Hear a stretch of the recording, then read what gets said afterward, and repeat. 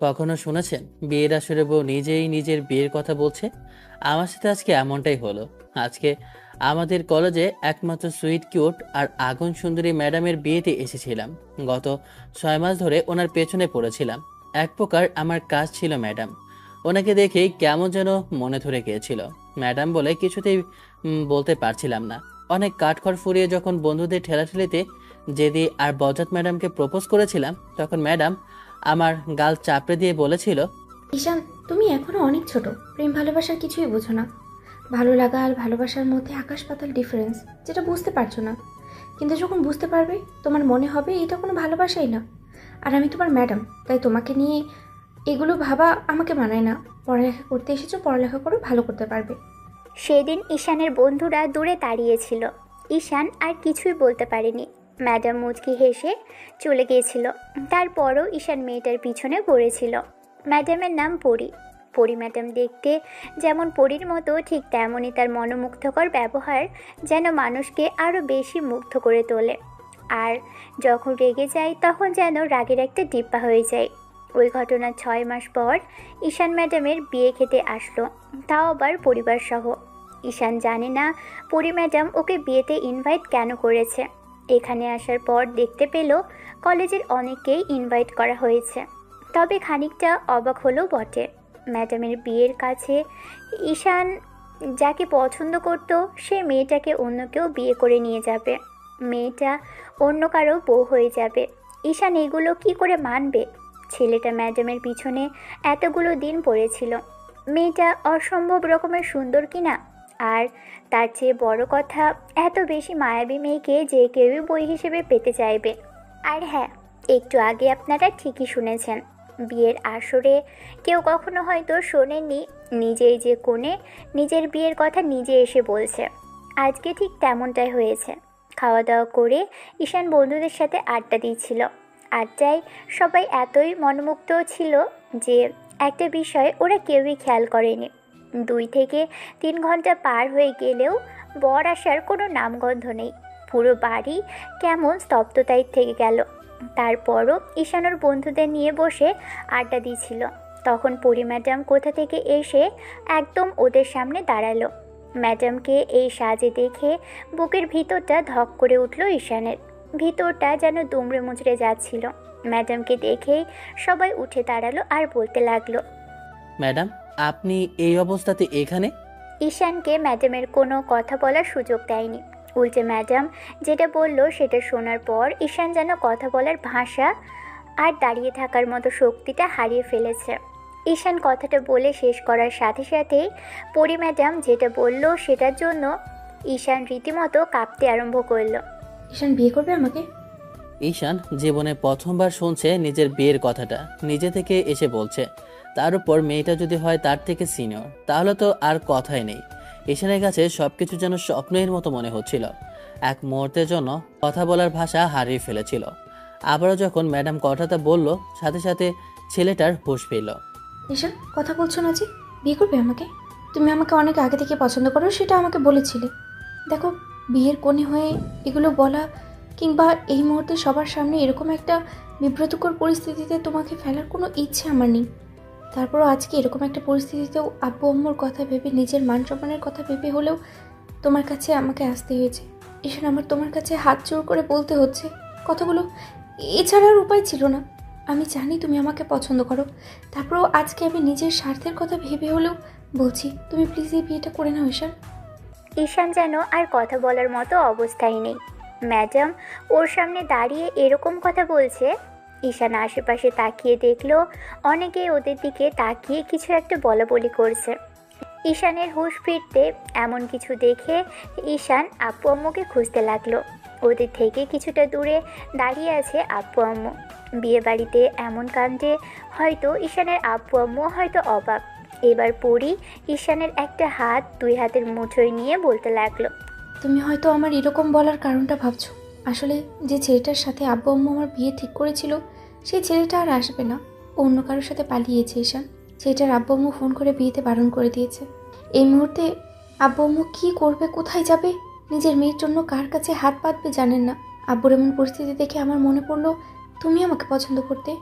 এই মুহূর্তে তুমি আমাকে স্বার্থপর ভাবতে পারো, কারণ আমার পরিবার আর আমার মান সম্মান বাঁচানোর জন্য হলেও আমি তোমাকে বিয়েটা করতে চেয়েছি। কিন্তু ঈশান দেখো, এছাড়া আমার আর কোনো উপায় নেই। আমার জায়গায় তুমি থাকলেও ঠিক একই কাজই করতে। তুমি তো আমাকে পছন্দ করতে, তাই আমি তোমাকে এই মুহূর্তে কাছে হাত জোর করে বলছি ঈশান, তুমি দয়া করে এই বিয়েটা করে নাও প্লিজ। আমার হাত পা কাঁপতে শুরু করেছে। ম্যাডাম এসব কি বলছে? ওনার কি মাথা ঠিক আছে নাকি চোট পেয়েছে? আমি আব্বু আম্মুর দিকে ফ্যাল করে তাকিয়ে আছি। পরি ম্যাডাম কিছুক্ষণ যাবৎ চুপ করে রইল। এই অবস্থাতে এই মেয়েটাকে বড্ড আদুরি লাগছে। ম্যাডাম আমাকে আব্বু আম্মুর দিকে তাকিয়ে থাকতে দেখে মেয়েটা ওদের দিকে ফিরল। তারপর এগিয়ে গিয়ে আব্বুর সামনে 2 হাত জোর করে বলতে আরম্ভ করলো, আঙ্কেল আন্টি, এক মুহূর্তেও আপনাদের কাছে আমাকে নির্লজ্জ বিহায় মনে হতে পারে এই মুহূর্তে, কিন্তু এখন এই মুহূর্তে আমার সম্মানটা আর পরিবারের জন্য এছাড়া আর কোনো কিছুর উপায় ছিল না। আপনারা দয়া করে আপনাদের ছেলের সাথে আমার বিয়েটা দিয়ে দিন। নিজের বিয়ের কথা কোনো মেয়ে বলে না, কিন্তু সম্মানটা বাঁচানোর জন্য আমার হাতে আর কোনো উপায় নেই। আজকে যদি এই মুহূর্তে বিয়েটা না হয় তাহলে আব্বুর কোনো একটা ক্ষতি হয়ে যাবে, আমি যেটা খুব ভালো করে বুঝতে পারছি। দয়া করে আপনারা আর না করবেন না। আমি কথা দিচ্ছি, আমি আপনাদের ছেলেকে অভিযোগ করার সুযোগই দিব না। আপনাদেরকে আব্বু আম্মুর মতোই ভালোবাসবো, আপনাদের সব কথা রাখবো। আমি কখনো আপনাদের কথার অবাধ্য হব না। আজকে অন্তত এই দয়াটুকু আমার উপরে করুন প্লিজ আঙ্কেল, প্লিজ আন্টি। তারপর বিয়ে করে ঈশান যে কখন বাড়ি এসেছিল সেটা নিজেও জানে না, কিন্তু কেন জানি মেয়েটার এমন দ্বারা কথাতে প্রচণ্ড পরিমাণে মায়া লাগছিল। তার উপর যখন আবার নিজের বিয়ের কথাটা নিজেই বলছে, তখন মাথায় হাজারো প্রশ্ন ঘুরপাক খাচ্ছিল। নিজের বিয়ের কথাগুলো নিজেই বলছিল মেয়েটা, তাই সবাই ওর দিকে ফ্যাল করে তাকিয়ে আছে। পরি ম্যাডামের এমন কথা শুনে ঈশানের বন্ধুদের যেন চোখ খুলে আসার উপক্রম হয়ে গিয়েছিল। ওরা চুপচাপ দাঁড়িয়ে আছে। ঈশান যেন আজকে ঝটকার উপর ঝটকা খাচ্ছে। একে তো ম্যাডাম নিজের বিয়েতে আব্বু আম্মুর সহ ওকে ইনভাইট করেছিল, তার উপর আজকে এখানে আসার পর নিজেই সবার সামনে ওকে বিয়ের কথা বলছে। ঈশানের মাথায় একটা কথাই ঘুরপাক খাচ্ছে, তাহলে কি এসব ম্যাডামের প্ল্যান ছিল? জেনে শুনেই মেয়েটা ওর আব্বু আম্মুকে ইনভাইট করেছিল, না হলে তো অন্য কারো কলেজের স্টুডেন্ট আছে, তাদের কারো ফ্যামিলিকে ইনভাইট করেনি। ঈশানের মাথায় এই কথাগুলো ঘুরপাক খেতে লাগলো। এরই মাঝে পরি ম্যাডাম ঈশানের আব্বু আম্মুর কোনো রেসপন্স না পেয়ে যখনই পায়ের কাছে বসে পড়তে নিবে, তখনই আম্মু পরীকে উঠিয়ে দাঁড় করালো। আম্মু পরীর মুখের পাশে হাত রেখে বলতে লাগলো, এ কি মামনি, তুমি এসব কি করছো? তুমিও কলেজের ম্যাডাম, তাই এইসব তোমার আব্বু আম্মু কিছুতেই মেনে নেবে না। তাছাড়া সমাজের মানুষ হাজারটা কথা বলবে তোমাদের নিয়ে। আন্টি, আপনাদের ছেলে আমাকে পছন্দ করে, ভালোবাসার কথা বলেছিল। ঈশান আমার জুনিয়র, আর আমি তার উপরে কলেজের ম্যাডাম ভেবে আমি ওকে দূরে সরিয়ে দিয়েছিলাম। কিন্তু এখন এই মুহূর্তে ওকে ছাড়া আমি আর কাউকেই পাচ্ছি না এই কথাগুলো বলার জন্য। আমার মনে হয়েছে যেহেতু আপনার এখানে উপস্থিত আছেন, সেহেতু এই কথাগুলো আমি আপনাদেরই বলতে পারি। দয়া করে এই বিয়েতে না করবেন না, তাহলে আমার মুখ দেখানোর মতো পরিস্থিতি আর থাকবে না। শেষ পর্যন্ত সুইসাইড করা ছাড়া আমার কাছে আর কোনো উপায় থাকবে না আন্টি। পরি ম্যাডাম কথাগুলো বলেই কেঁদে উঠল। আম্মু ওনার চোখের পানি মুছে দিল। আব্বু চুপ করে আছে। এরই মাঝে পরীর আব্বু আম্মু আসলো। পরীর আব্বু এগিয়ে এসে ঈশানের আব্বুর হাত ধরে বলতে লাগলেন, আমি পরীর থেকে কথা শুনেছি আর বুঝতে পেরেছি ওরা দুজন দুজনকে পছন্দ করে, তাই আমি আপনাদের কাছে হাত জোড় করে বলবো অন্তত এই বিয়েটা করবেন না, তাতে আমাদের মান সম্মানটা থাকবে না। মেয়ের বাবা হয়ে আমি আপনার কাছে ভিক্ষা চাইছি, দয়া করে এই সম্মানটুকু আমাকে ভিক্ষা দিন। ঈশানের মাথায় ঘুরপাক খেতে লাগলো। ওরা দুজন দুজনকে পছন্দ করে মানে? ওর সামনে এসব কি হচ্ছে? ম্যাডাম কাকে কি বলে কী সব বোঝাচ্ছে? তার উপর ওনার আব্বু এসে আবার এরকম কথা বলছে। এবার ঈশানের আব্বু ভদ্রলোককে জোর করে একটা সোফায় বসিয়ে দিলেন আর ওনার হাতের উপর হাত রেখে বলতে আরম্ভ করলো, ভাইজান, আপনি টেনশন করবেন না, আমার বিয়েতে কোনো অমত নেই, কিন্তু আমার ছেলে কি এই বিয়েতে রাজি হবে আমি সেটাই ভাবছি। এবার ম্যাডাম এসে ঈশানের হাত ধরে টানতে টানতে ওদের সামনে নিয়ে গিয়ে দাঁড় করালো। আব্বু কিছু বলার আগেই পরি ম্যাডাম ঈশানের একটা হাত নিজের হাতের মুঠোয় নিয়ে ওদের দিকে ফিরে বলতে লাগলেন, ঈশান প্লিজ তুমি না করো না, আমি জানি তুমি আমাকে এখনও ভালোবাসো আর এখনও চাও। দয়া করে তোমার কাছে আমার সম্মানটা ভিক্ষা চাইছি, তুমি না করো না। আব্বু আম্মুকে বলো তুমি আমাকে বিয়ে করবে।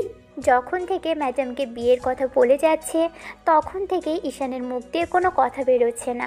এখন তো রীতিমতো ওর হাত পা কাঁপতে শুরু করেছে। ম্যাডাম ওর হাত ধরে রেখেছে, পুরো শরীরটা অসাড় হয়ে আসছে। ঈশান এবার আমতা আমতা করে বলতে লাগলো। আব্বু ঈশানের দিকে এক দৃষ্টিতে তাকিয়ে বলতে লাগলো, ঈশান, তোমার কি মতামত? তুমি কি?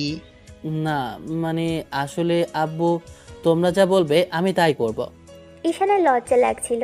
বাড়ি ভর্তি মেহমানের সামনে একটা মেয়ে বলছে তাকে বিয়ে করবে কিনা, তাও আবার সে যদি হয় ম্যাডাম, তাহলে লজ্জা লাগারই কথা। মেয়েটা ঈশানের থেকে সিনিয়র ঠিক আছে, তাই বলে সবার সামনে নির্লজ্জ বেহায়ের মতো ভালোবাসার কথাগুলো বলবে, সেটা ঈশান ভেবেই পাচ্ছে না। ঈশানের থেকে পজিটিভ উত্তর পেয়ে আব্বুর হাতের উপর হাত রেখে আশ্বস্ত করলো বিয়েটা হচ্ছে। ঈশানের বন্ধুরা যেন আকাশ থেকে পড়ল। ওরাও ভেবে পাচ্ছে না কোথা থেকে কি হলো। তারপর আর কি, এক প্রকার দুই পরিবারের সম্মতিতেই সবার সামনে বিয়েটা সম্পন্ন হলো। বিয়ে হবার আগ থেকেই শুরু করে নিয়ে পরি মাথা নিচু করে ঈশানের পাশে বসে আছে। কবুল বলে যখন বিয়েটা শেষ করলো তখন ঈশানের হুঁশ ফিরল। আর তারপর ম্যাডামের দিকে তাকিয়ে দেখে মেয়েটা চুপচাপ করে ওর পাশে বসে আছে, মাথায় আবার বড় একটা ঘোমটা দেওয়া। ঈশান ওই ঘোমটার আড়ালে থাকা মুখটার দিকে তাকিয়ে থেকে ভেবেছে এখন এই মুহূর্তে ওর সিনিয়র সুন্দরী বউটাকে কেমন দেখতে লাগবে। বিদায়ের আগে ঈশান পরীর আব্বু আম্মুর সাথে কথা বলে, তারপর বাসার উদ্দেশ্যে বেরোনোর জন্য বাইরে আসতে দেখে বাহিরে কয়েকটা গাড়ি দাঁড় করানো। ঈশান ভাবলো এগুলো আবার কে আনলো। পরীর আব্বু এসে ঈশানের কাঁধের উপর হাত রেখে বলতে লাগলো, বাবা, বিয়েটা হঠাৎ করে হলেও আমি চাইছি না খুব তাড়াতাড়ি তোমাদের মাঝে সম্পর্কটা ঠিক হোক। সবসময় চাই তোমরা সুখে থাকো, দুজনের সময় নাও। আর খুব শীঘ্রই একটা বড় রিসেপশনের অনুষ্ঠানের ব্যবস্থা করতে চেয়েছে তোমার আব্বু। আর হ্যাঁ বাবা, কখনো যদি তোমার মনে হয় যে আমার থেকে কোনো কিছুর প্রয়োজন, তুমি নির্দ্বিধায় এই বাবাকে বলতে পারো। আমি আমার সর্বোচ্চ দিয়ে চেষ্টা করব তোমার পাশে থাকার জন্য। ঈশান হেসে জবাব দিল। তারপর ওরা গাড়িতে উঠে যেতেই খেয়াল করলো গাড়িতে চেনা পরিচিত কিছু লোকজন। এরই মাঝে ঈশান আরেকটা বিষয় খেয়াল করলো, বিয়েটা হয়ে যাবার আগ থেকে শুরু করে ওর বন্ধুগুলো সেখানে নেই। এসব ভেবে পাচ্ছে না ওরা এই মুহূর্তে কোথায় গেল। তাহলে ঈশানকে একা রেখে চলে গেল ভেবেই মনটা খারাপ হয়ে গেল ঈশানের। পরীকে ওর আব্বু গাড়িতে উঠিয়ে দিতে গেলে মেয়েটা ওর আব্বুকে জড়িয়ে ধরে ফুপিয়ে কেঁদে উঠল। কিছুক্ষণ বাদে মেয়েটাকে জোর করে গাড়িতে উঠিয়ে দিতেই ঈশানও উঠে পাশে বসলো। ম্যাডাম এখনও হেঁচকি তুলে কেঁদেই চলেছে। বিয়ের পর থেকে কেঁদেই যাচ্ছে তো কেঁদেই যাচ্ছে। ঈশান ভাবলো কি করবে, মেয়েটার সাথে কিভাবে কথা বলবে।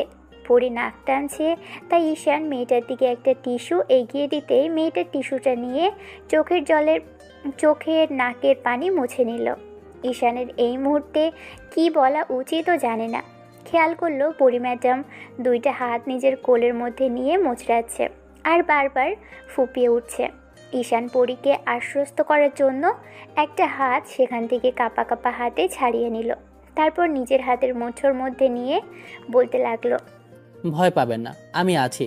আমি সবসময় আপনার পাশে থাকবো, সবসময় আপনাকে ভালো রাখার চেষ্টা করব। আপনার বাবাকে আমি কথা দিয়েছি এই চোখে কখনো পানি আসতে দেব না। কিন্তু বিয়ের প্রথম দিনে যদি এমন করে কাঁদেন তাহলে সারা জীবন আপনাকে ভালো রাখবো কি করে? ঈশান বিয়ের সময় সবার সামনে হ্যাঁ বলতে পারছিল না, কারণ লজ্জা লাগছিল। তারপর যখন আব্বু জিজ্ঞেস করলো তখন আর না করতে পারেনি। পরি কোনো কথা বলল না, মাথা নিচু করে বসে রইল। ঈশান মেয়েটার দিকে আর চোখে তাকিয়ে রইল। আরও কিছুটা আসতেই ঈশান খেয়াল করলো মেয়েটা ওর কাঁধের উপর বারবার ঢলে পড়ছে। হয়তো মেয়েটার ঘুম আসছে, তাই আলতো করে ওর মাথাটা কাঁধের উপর রেখে এক হাতে জড়িয়ে ধরল। এই প্রথম ঈশান পরি ম্যাডামের এতটা কাছে আসলো। মেয়েটার প্রথম স্পর্শ নিজে থেকে করেনি। ঘুমের ঘোরে করলেও ঈশানের ভালোই লাগছিল। মেয়েটার শরীর থেকে একটা মেইলি স্মেল আসছিল যেটা ওকে পাগল করে দিচ্ছিল। এটা গাড়ি, তার উপর এখনও বাসা অবধি পৌঁছয়নি ভেবে মেয়েটাকে আলতো করে জড়িয়ে ধরে রাখলো। 1 ঘন্টা জার্নি করার পর ওরা বাসার সামনে আসলো। ম্যাডামের বাসাটা ওদের বাসা থেকে বেশ খানিকটা দূরে, তাই এখানে আসতে বেশ খানিক সময় লাগলো। তার উপর আবার রাস্তায় কিছুটা জ্যামও ছিল বলে আসতেও দেরি হয়ে গেল। ওরা বাসার সামনে আসতেই দেখলো বাসার ভিতর কিছুটা হইচই চলছে। এবার আম্মু বাসার ভিতর তাড়াহুড়ো করে গিয়ে আবারও ফেরত আসলো। তারপর আবারও কিছুক্ষণ বাদেই ওদের গাড়িটা সামনে দাঁড়ালো। আম্মুকে দেখে ঈশান গাড়ি থেকে নামার জন্য যখনই মেয়েটাকে ছাড়িয়ে নিতে যাবে, তখনই মেয়েটা ওকে আরেকটু শক্ত করে জড়িয়ে ধরল। তখন ঈশান ম্যাডামকে কয়েকবার ডাকলো। ম্যাডাম ওঠেন, দেখুন আমরা সবাই বাসায় চলে এসেছি। ম্যাডামের থেকে কোনো রেসপন্স না পেয়ে ঈশান আবার ওনাকে ডাকলো। তারপরও মেয়েটার কোনো রেসপন্স পেল না, তাই আলতো করে ওকে কোনো রকম ধরে বাইরে নিয়ে আসলো। মেয়েটা ঈশানের কাঁধের উপর ভর দিয়ে দাঁড়িয়ে আছে, এখনও ঘুমিয়ে আছে। আম্মু সেটা বুঝতে পেরে বলতে লাগলো, ঠিক আছে আব্বু, তুমি বৌমাকে নিয়ে রুমে যাও। কিন্তু আমি আমি কেমন করে? কি করে রুমে যেতে হবে সেটা নিশ্চয়ই তোমাকে হাতে কলমে শিখিয়ে দিতে হবে না? মেয়েটা তোমারই বউ, তাই এখন ওকে কোলে ওঠাও। নিজের বউকে কোলে ওঠাতে এত কিসের লজ্জা? তাছাড়া বাসাতে তেমন কোনো মেহমানও নেই যে লজ্জায় পড়তে হবে। বিয়েটা হুটহাট করেই হয়েছে, তাই কথা না বাড়িয়ে বৌমাকে কোলে ওঠাও আর রুমের দিকে চলে যাও। আম্মুর কথাতে ঈশান কিছুটা লজ্জা পেলেও খেয়াল করলো আশেপাশে তেমন কেউ নেই, শুধুমাত্র হাতে গোনা কয়েকজন দাঁড়িয়ে আছে। এত তাড়াতাড়ি ওরা এখানে আসলো কি করে ঈশান সেটাই ভাবছে। কিন্তু ঈশানের কাজিনগুলো দাঁত কেলিয়ে কেলিয়ে হাসছে। ঈশান ইশারায় ওদের উত্তর দিল। তারপর আর এক মুহূর্ত দেরি না করে মেয়েটা কেমন যেন বারবার ঢলে পড়ে যেতে নিচ্ছে, তাই ঈশান পরীর পিঠের নিচে এক হাতে জড়িয়ে ধরে কোলে উঠিয়ে নিল। মেয়েটা ঘুমের মাঝেও কেমন শক্ত করে ওর গলাটা জড়িয়ে ধরল। পরীকে নিয়ে ঈশান বাসার ভিতর আসলো। খেয়াল করলো অনেক আত্মীয় স্বজনও এরই মাঝে এসে গেছে। এমন কিছু দেখে ঈশান কিছুটা অবাক হলেও আব্বু এসে ঈশানকে বলতে আরম্ভ করলো, এখন এসব দেখার সময় না, বৌমাকে নিয়ে রুমে যাও আর বাইরে এসো ওকে রেখে, তোমার সাথে আমার কিছু কথা আছে। আব্বু সামনে আসতে ঈশান প্রচণ্ড পরিমাণে লজ্জায় পড়ে গেল, কিন্তু এই মুহূর্তে মেয়েটাকে ছেড়েও দিতে পারবে না। ঈশান কোনো রকমে মাথা নেড়ে হ্যাঁ সুযোগ উত্তর দিয়ে রুমে চলে আসলো। ঈশান রুমে এসে দরজা ঠেলে ভিতরে ঢুকতেই আরেক দফা অবাক হলো, কারণ এত তাড়াতাড়ি রুমটা এত সুন্দর করে সাজানো হলো কি করে। ঈশান কিছুক্ষণ দাঁড়িয়ে থেকে তারপর মেয়েটাকে বেডে শুইয়ে দিল। ঈশান উঠে যেতে লাগলো। পরি মেয়েটা ওর গলাটা আর একটু শক্ত করে জড়িয়ে ধরতেই ঈশান হুড়মুড়িয়ে পরির বুকের উপর পড়ে গেল। এমন কিছুতে ঈশান হতভম্ব হলো। মেয়েটার বুকের স্পন্দন ঈশান স্পষ্ট এই মুহূর্তে শুনতে পাচ্ছে। দুরু দুরু বুকটা যেন ওকে কাছে পেতে চাইছে। ঈশানের শরীর দিয়ে এক প্রকার ঘাম ঝরছে। কারো আসার শব্দ পেয়ে ঈশান তাড়াহুড়ো করে মেয়েটাকে ছাড়িয়ে নিল। তারপর ভালো করে বেডে শুয়ে দিয়ে যখনই ম্যাডামের শরীরে একটা চাদর দিতে নিবে, তখন ঈশানের কাজিন এসে ওকে দেখে মুচকি মুচকি হাসতে লাগলো আর বলতে লাগলো, কি ভাইয়া, বউকে পেয়েই দেখছি একদম পাগল হয়ে গেছো। বিয়ে করতে না করতে বউকে সেবা করতে শুরু করে দিয়েছো। ফালতু কথা রাখ, মেয়েটা ঘুমিয়ে পড়েছে। তোদের ভাবির ঠান্ডা লাগছে দেখতে পাচ্ছিস না? কথা না বলে এসে এসির পাওয়ারটা কমা। ঈশানের কাজিনরা ওকে খোঁচা মেরে কথা বলতে লাগলো। তখন ঈশান ওদের দিকে রাগি চোখে তাকাতেই যতগুলো রুম থেকে সুরসুর করে সবাই বেরিয়ে গেল। ঈশান রুমে দরজাটা টেনে দিয়ে তারপর ডাইনিংয়ে আসতেই খেয়াল করলো সবাই এক জায়গায় জড়ো হয়ে আছে। ঈশান ওর বন্ধুদেরকে দেখে অবাক হলো, ওদের দিকে কিছুক্ষণ তাকিয়ে রইল। তারপর ওদের সামনে দাঁড়িয়ে রাগি চোখে তাকিয়ে বলতে লাগলো, কিরে তোরা কোথায় ছিলি এতক্ষণ? আমি তোদের সেই বিয়ের পর থেকে খুঁজে যাচ্ছি, আর তোরা কিনা হুটহাট ওধাও। এখন আবার কোথা থেকে ওদো হলি? আর বলিস না দোস্ত, আন্টি বিয়েটা ঠিক হতেই আমাদের বললো বাসায় চলে আসতে। বাসার চাবি দিয়ে বললো এসে যেন মোটামুটি রকমের বাসাটা সাজিয়ে ফেলি, আর তোর রুমটা যেন ফুল দিয়ে বাসর ঘর করে সাজিয়ে দেই, তাতে যেন তোর অন্তত বিলম্ব করতে না হয় পরে ভাবির সাথে বাসর করতে। বাসরের কথাটা শুনে ঈশান বেশ খানিকটা লজ্জা পেলেও রাগী একটা মুড নিয়ে বলতে লাগলো, তাই বলে আমাকে না জানিয়ে চলে আসবে? একটাবার অন্তত আমাকে বলে আসবি না? আমি তো ভয় পেয়ে গিয়েছিলাম ভাবলাম তোরা এই বিয়েতে রাজি নস আর খুশি হোসনি ম্যাডামকে বিয়ে করেছে বলে। তোরা তো 8-10 জনের মতো আমাকে ভুল ভুল ভাবছিস। এবার শুভ ঈশানকে এক হাতে জড়িয়ে ধরে মুচকি হেসে বলল, হোস কিসব বলিস? তুই ম্যাডামকে ভালোবাসিস। তাছাড়া এরকম একটা পরিস্থিতির মধ্য থেকে ম্যাডামকে যদি আজকে বিয়েটা না করে বের করে আনতি, তাহলে ওনাকে অনেক অসম্মানের মুখে পড়তে হতো। এখন হয়তো মানুষের দুটো কথা শুনতে হবে, কিন্তু সারা জীবন ওনাকে অসম্মানের হাত থেকে তো বাঁচিয়েছিস। স্বামী স্ত্রীর সম্পর্কের মাঝে এসব বয়স কোনো ফ্যাক্ট না ঈশান। কতই তো আজকাল এরকমটা হচ্ছে, মানুষকে নিজের থেকে সিনিয়র কাউকে বিয়ে করে না। আর আঙ্কেল আন্টি তোর ভালোর জন্য এটা করেছে। এখন এখন কথা না বলে চল, আঙ্কেল আন্টি কি বলে গিয়ে শুনি। ঈশান এসে আব্বুর সামনে দাঁড়াতেই আব্বু ইশারা করলো, গিয়ে আব্বুর পাশে বসলো। বাসার সবাই ওদের দিকে অধীর আগ্রহে তাকিয়ে আছে। আব্বু কিছুক্ষণ চুপ করে থেকে বলতে লাগলো, ঈশান, আমি অনেক কিছুই ভেবেছি আর তোমাকে সবটা বলবো বলে ভেবেছি। আর এটাই মোক্ষম সুযোগ, এই মুহূর্তেই সবটা তোমাকে বলা দরকার। দেখো আব্বু, এখন বিয়ে করেছো, হুটহাট করে বিয়েটা হলো, তাই এখন এই মুহূর্তে কিছু করা সম্ভব হচ্ছে না। তাছাড়া তুমি আমাদের একমাত্র ছেলে, তারপরও এখন আমরা কিছু করতে পারছি না। তোমার আম্মুর ইচ্ছা ছিল ছেলের বিয়েটা খুব ধুমধাম করে দিতে, কিন্তু হুটহাট বিয়েটা হওয়াতে তার হলো কই। আমি পরীর আব্বু আম্মুর সাথে কথা বলে আসছি, ওরা বলেছে ওদের কোনো আপত্তি নেই। তার জন্য কিছুটা দিন সময় লাগবে, তারপর সবটা গুছিয়ে তোমাদের রিসেপশনের অনুষ্ঠানটা হবে। এর মাঝে তোমরা যদি চাও হানিমুন থেকে ঘুরে আসতে পারো। কথাগুলো অন্যরকম লাগলেও বলতে হচ্ছে। আমি চাইছি তোমাদের মাঝে বন্ডিংটা আরও সুন্দর হোক, তাই এখন যদি তোমরা চাও কোথাও থেকে ঘুরে আসতে পারো, আমাদের কোনো আপত্তি নেই। আর ততদিনে তোমাদের চেনা জানাও হয়ে যাবে, আর আমরাও সব কিছু রেডি করে ফেলবো। এখন তুমি কি বলো? নিজে থেকে সিনিয়র একটা মেয়েকে বিয়ে করেছে। কথাগুলো যখন থেকে ভাবছে তখনই মনে হচ্ছে সবাই কেমন করে ওর দিকে তাকিয়ে আছে। তারপরও কেমন যেন লজ্জা লাগছে। ঈশান মাথা নেড়ে বলতে লাগলো, আব্বু সমস্যা নেই, তোমরা যেটা ভালো বোঝো সেটাই করো। শুধু সবটাতে সাই দিলে হবে না, পড়ালেখার পাশাপাশি বিজনেসের কাজে হাত লাগাতে হবে, নাহলে তোমার বউ কি করে বলবে তার স্বামী বেকার। ঈশান আবারও মাথা নেড়ে উত্তর দিল। আজকে যেন ছেলে একদম বাধ্য হয়ে গেছে। আম্মু ওর এরকম কাণ্ড দেখে মাথায় হাত বুলিয়ে দিয়ে বলল, আপু তুমি কি লজ্জা পাচ্ছ? আর লজ্জা পাওয়াটাই স্বাভাবিক। এমন হুটহাট করে বিয়েটা হলো, কয়েকদিন গেলেই এইসব শঙ্কা আর লজ্জা কেটে যাবে। আচ্ছা, তোমার এখানে থাকতে লজ্জা লাগলে তুমি তোমার বন্ধুদের সাথে গিয়ে আড্ডা দাও, আমরা বাকি কথা বলে নিচ্ছি। বন্ধুদের সাথে ঈশান ছাদে এসে বসে রইল। রাতে খাওয়া দাওয়া আয়োজনটা বেশ ভালোই করা হলো। খাওয়া দাওয়া করে বন্ধুরা বাসা থেকে চলে গেল।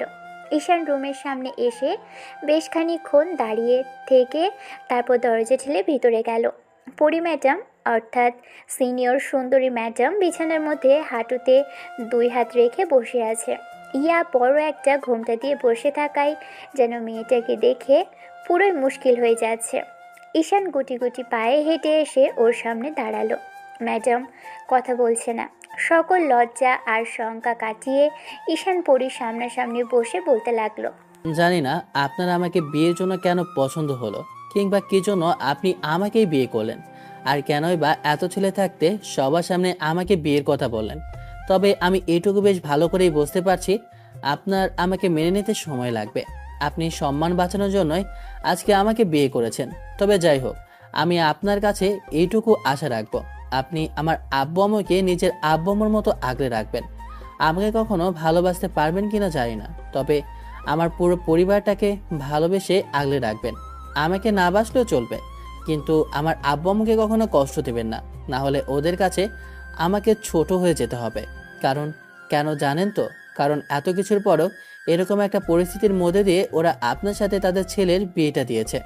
আমার দায়িত্ব ছিল আপনার সম্মান রাখা, এখন আপনার দায়িত্ব হবে আমার পুরো পরিবারটাকে নিজের মনে করা। ঈশানের কথা শেষ হতেই পরি মাথার উপর থেকে ঘোমটাটা নামালো আর ঈশানের দিকে তাকালো। ঈশান পরীর মায়াবী ওই মুখের দিকে তাকিয়ে এক মুহূর্তের জন্য নিজেকে হারিয়ে ফেলল।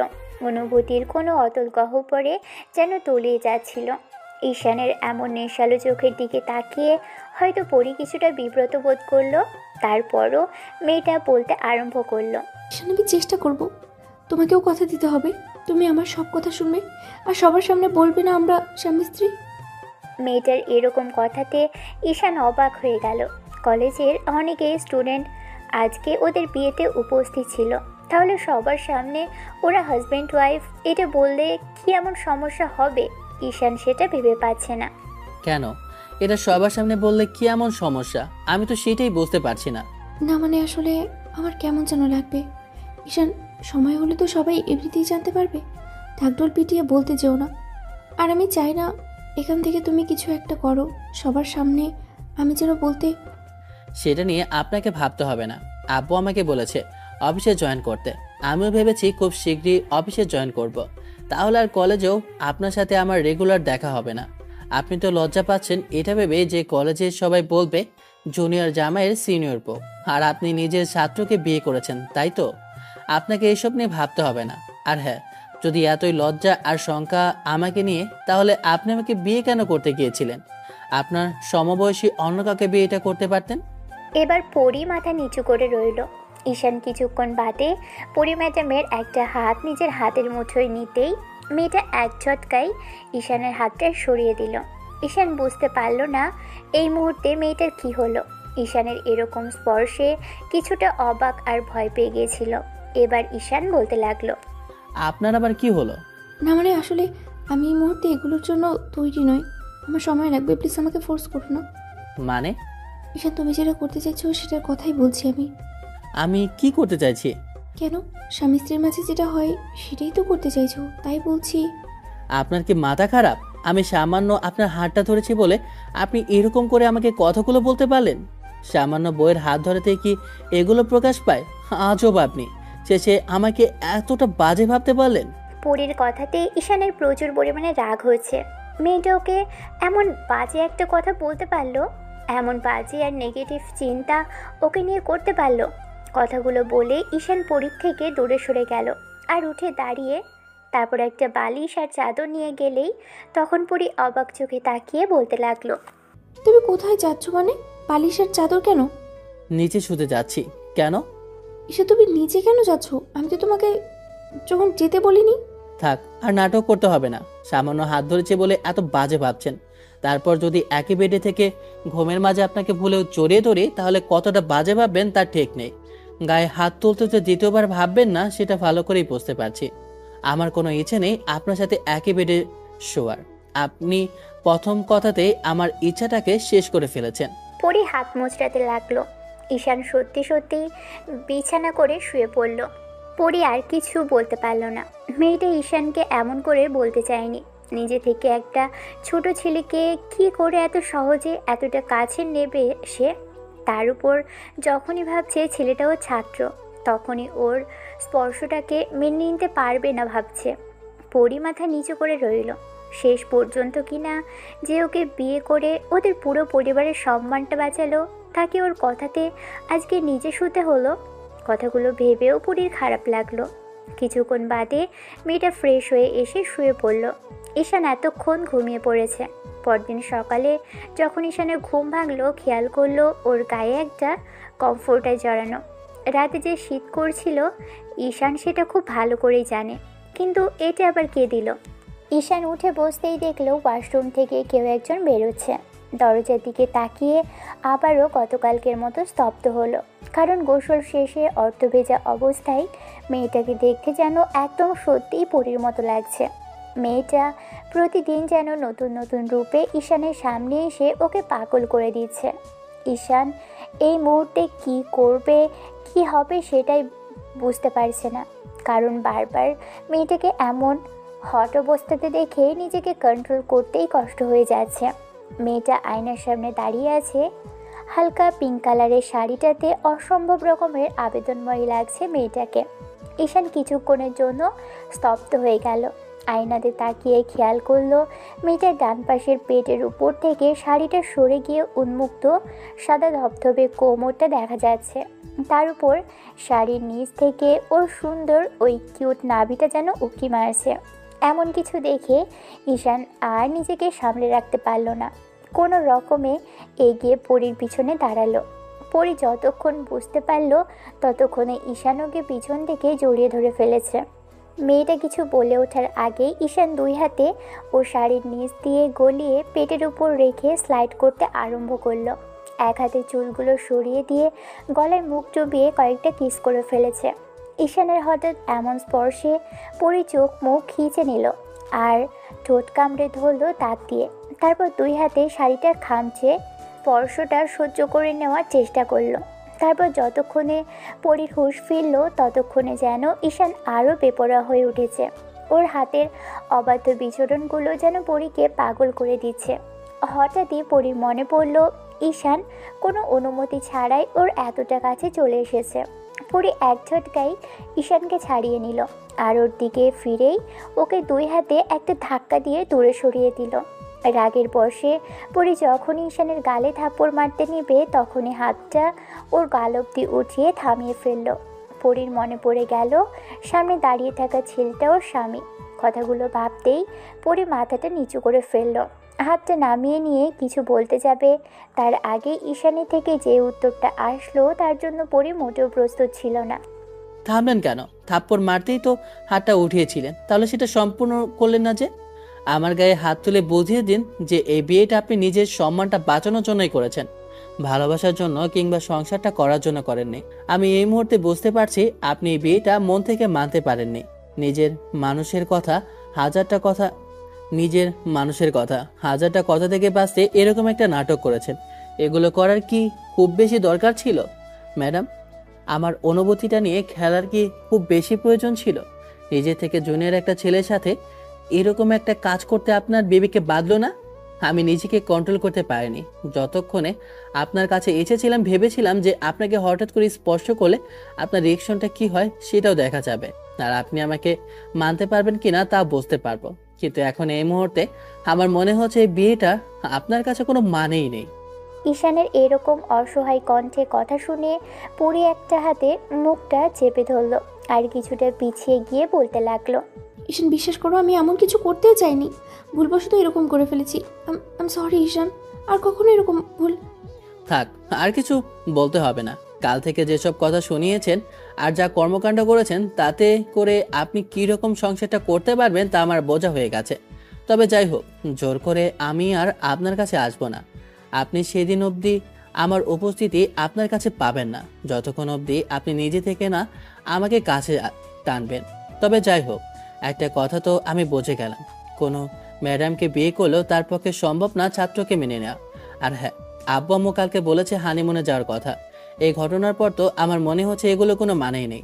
আমি ওদের বারণ করে দেব, কারণ আমার পক্ষে আপনাকে নিয়ে এগুলো ভাবাটা এখন বিলাসিতা ছাড়া কিছুই নয়। ঈশান কথাগুলো বলে নিচে আসলো। কোনো রকমে ব্রেকফাস্ট করে বেরিয়ে যেতে নিলেই আম্মু অনেকবার ডাকাডাকি করলো, কিন্তু তারপরও ওকে ফেরাতে পারলো না। পরী ঈশানের বিহেভিয়ারে বুঝতে পারলো ঈশান তখন ওর এমন কর্মকাণ্ডে অনেক বেশি কষ্ট পেয়েছে আর রেগে গিয়েছে, যার জন্য বাসা থেকে বেরিয়ে গেল। আম্মুর সাথে স্বাভাবিকভাবে পরী কথা বলে রুমে আসলো। মেয়েটা এসেই হাঁটুতে মুখ গুজে চুপচাপ যেন নিজের বিবেকে ওকে ভাবতে বাধ্য করলো। এটা তুই কি করতে যাচ্ছিলি পরি? শেষে কিনা নিজের স্বামীর গায়ে হাত তুলতে গেলে দ্বিতীয়বার ভাবলিও না? ঈশানকে তখন থাপ্পড় মারতে দেওয়া আর মেরে দেওয়া দুটোই তো একই ছিল। তুই কি করে পারলি ঈশানের গায়ে হাত ওঠানোর সাহস করতে? তো সব কিছুতেই বাড়াবাড়ি। যেটাকে কাল থেকে কত কথা শুনিয়েছিস, যবে থেকে ও তোকে প্রপোজ করেছে তবে থেকে তুই ওকে অপমান অপদস্থ করে আসছিস, দূরে সরিয়ে দিচ্ছিস। কারণ ভালোবাসাটাকে সম্মান না করতে পারলে, তাকে ভালো না বাসতে পারলে তাকে অবহেলা করার কোনো অধিকার নেই। যে মানুষটা তোকে কালকে এত বড় একটা বাজে পরিস্থিতির ভেতর থেকে বাঁচিয়েছে, তুই তাকে আজকে এরকমভাবে আঘাত করতে যাচ্ছিলি? তোর কর্মকাণ্ডে আমি জাস্ট অবাক হচ্ছে পড়ি।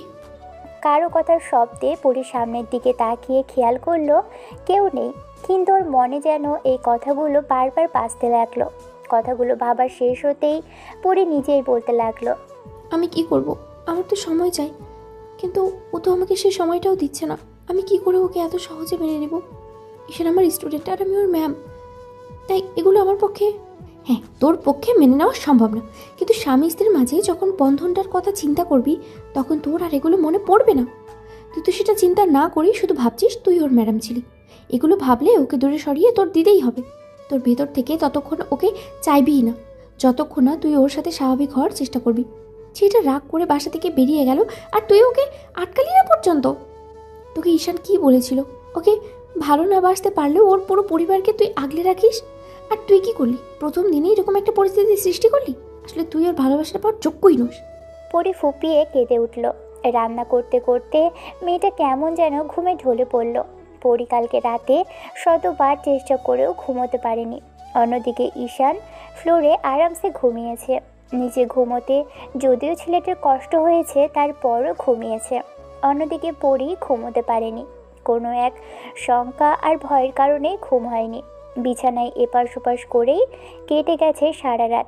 পরি একটা সময় ভাবতে ভাবতে ঘুমিয়ে পড়ল। দুপুরে ঈশান যখন বাসায় আসলো তখন আম্মু ওকে কিছুক্ষণ বকাঝকা করলো। ঈশান চুপচাপ বকা খেয়ে রুমে আসলো। বেডের দিকে তাকিয়ে দেখলো মেয়েটা এলোমেলো হয়ে ঘুমিয়ে আছে। এই অবস্থাতে ঈশান মেয়েটার দিকে কিছুক্ষণ তাকিয়ে থেকে বুঝতে পারলো যে ঘুমের মাঝে ওর অবস্থাটা বেহাল হয়ে যায়, কারণ শাড়িতে মেয়েটা নিজেকে সামলাতে পারছে না। সেটাই ঈশান ভালোই টের পাচ্ছে। পরির বুকের উপর থেকে আর পেটের উপর থেকে শাড়িটা অনেকটা সরে গেছে, আর পা থেকে শাড়িটা একদম হাঁটু অবধি উঠে আছে। ঈশান আর এক মুহূর্তও দেরি করলো না, কারণ এই অবস্থাতে মেয়েটাকে দেখলেই নিজেকে সামলাতে কষ্ট হবে। পরির ঘুমন্ত শরীরটা যেন ওকে কাছে টানে, তাই ঈশান দ্রুত গিয়ে ওর বুকের উপর শাড়িটা ঠিক করে দিল। তারপর যখনই পেটের উপর শাড়িটা ঠিক করে নিতে যাবে তখনই মেয়েটার ঘুম ভেঙে যায়। এই মুহূর্তে কি মেয়েটার ঘুম ভাঙা ছিল? কথাগুলো ভেবেই ঈশান একটা শুকনো ঢোক গিলল। পরি ঈশানকে নিজের এতটা কাছে দেখে তাড়াহুড়ো করে উঠে বসলো আর শাড়িটা ঠিকঠাক করে নিল। মেয়েটা কিছু বলার আগে ঈশান বলতে লাগলো, না মানে আসলে আপনার শাড়িটা। পরি ঈশানের দিকে তাকিয়ে আছে, তাই কি বলবে ও বুঝে উঠতে পারছে না। মেয়েটার এরকম চাহনিতে ঈশানের কেমন সংকোচ কাজ করলো। তারপর নিজেকে সাহস জুগিয়ে আবারও বলতে আরম্ভ করলো, ম্যাডাম, আপনি আমাকে যতটা বাজে ভাবছেন ততটা বাজে আমি নই। আসলে রুমে এসে দেখি আপনার পেট আর বুকের ওপর থেকে শাড়িটা সরে গেছে, তাই তাই আর কি শাড়িটা ঠিক করে দিলাম। এখন আপনি আমাকে বাজে ভাবলে আমি বাজে, অন্য কোনো পুরুষ হলে সুযোগ নিত, কিন্তু সকালে ওই ঘটনাটা আমি মনে রাখবো, তাই ভুলেও আপনাকে স্পর্শ করার চেষ্টা করব না। আপনি আমার স্ত্রী, আমার অধিকার আছে আপনাকে স্পর্শ করার। আর তাছাড়া কেউ যদি সবসময় চোখের সামনে এরকম এলোমেলো হয়ে আমাকে সিডিউস করার চেষ্টা করে তাহলে তো আমি নিজেকে আটকে রাখতে পারবো না। ঈশানের কথাতে পরির মুখে লজ্জার ছাপ এসে ভিড় করলো। মেয়েটা আর এক মুহূর্ত সেখানে থাকতে পারল না। তাড়াহুড়ো করে উঠে ব্যালকনিতে চলে গেল। ঈশান এবার ফিক করে হেসে ফেলল। তারপর বিছানায় গা এলিয়ে দিতেই কেমন যেন ঘুমে চোখ লেগে আসলো। যখন ঘুম ভাঙলো তখন চোখ খুলতে দেখলো পরি ওকে ডেকেই চলেছে। ঈশান আলতো করে চোখ জোড়া খুলে দেখলো পরি সামনে দাঁড়িয়ে আছে। মেয়েটা মাথায় ঘোমটা দিয়ে লজ্জা মাখা মুখে দাঁড়ানো। মেয়েটাকে এক এক সময় এক এক রূপে দেখে ঈশান যেন অবাকে চরম সীমানায় পৌঁছে যাচ্ছে। আর কি করবে? মেয়েটা যেমন করে বারবার ওর সামনে আসছে তাতে নিজেকে আটকে রাখাটাই কষ্ট হয়ে যাচ্ছে। কিছুক্ষণ বাদে ঈশান ওর দিক থেকে চোখ ফিরিয়ে নিয়ে বলতে আরম্ভ করলো, কি হলো, এমন ডাকাডাকি করছেন কেন? না মানে আসলে দুপুরের খাবার খাবে না। দেখো 4টা বেজে গেছে, তো ঘুমিয়ে পড়েছিলে বলেই তোমাকে ডাকিনি, আর তাই তো আমিও খেতে পারিনি। কি আপনাকে ধরে রেখেছি নাকি বারণ করেছি যে আপনি এখানে বসে থাকুন? আপনি গিয়ে খেয়ে আসতেন। স্বামীকে রেখে বইয়ের খেতে যাওয়াটা কেমন দেখায় না, তাই আর কি। আপনি দেখছি আবার আমাকে স্বামী হিসেবে মানতে শুরু করেছেন। যাই হোক, আপনার এই কথাটা শুনে অনেকদিন পর মনে হলো নতুন কোনো যোগ শুনলাম। ঈশানের কথাতে পরির বেজায় পরিমাণে রাগ হলো। স্বামী কথাটা শুনে ঈশান ওকে এমন করে তুচ্ছ তাচ্ছিল্য করলো। পরির রাগে মাথা থেকে ঘোমটা ফেলে দিয়ে ঈশানের শার্টের কলার ধরে টেনে ধরে ওকে ওঠালো। ঈশানের চোখে রাগী চোখ রেখে বলল, এই ছেলে, আমাকে কি দেখে তোমার এতটাই তুচ্ছ মনে হয়? আমি বিয়েটা করেছি, তোমাকে মানতে পারিনি, তাই বলে তুমি আমাকে এমন করে কথা শোনাবে? আমার কথাগুলো তোমার কাছে জোক মনে হচ্ছে? মনে হবে না কেন? কোনো মেয়ে নিজের স্বামীকে দূরে সরিয়ে রাখলে সেটা তো এমন মনে হওয়াটাই স্বাভাবিক। স্বামী ভাবতে শুরু করলে তারপর যদি ভুলভাল কিছু একটা করে ফেলি তখন কিন্তু আপনারই খারাপ লাগবে ম্যাডাম। পরি আর কিছু বলতে পারল না। তার আগেই ঈশান উঠে গেল ওয়াশরুমের দিকে। ফ্রেশ হয়ে নিচে এসে খাবার খেলো। খাবার খেয়ে এসে আবারও কিছুক্ষণ রুমের মধ্যে পায়চারি করলো। পরি এসে বেডে বসে আছে, বারবার ঈশানের কার্যক্রম দেখছে আর ওকে পর্যবেক্ষণ করছে। তারপরও কিছু বলতে পারছে না। ঈশান বুঝতে পারছে মেয়েটার অস্বস্তি ফিল হচ্ছে, আর ঈশানের নিজেরও এমনটাই ফিল হচ্ছে। ভালো, এসবের থেকে বেরোতে হলে কাল থেকে ওকে কলেজে যাওয়া শুরু করবে, কিন্তু কি করে আব্বু আম্মুকে বলবে বুঝতে পারলো না।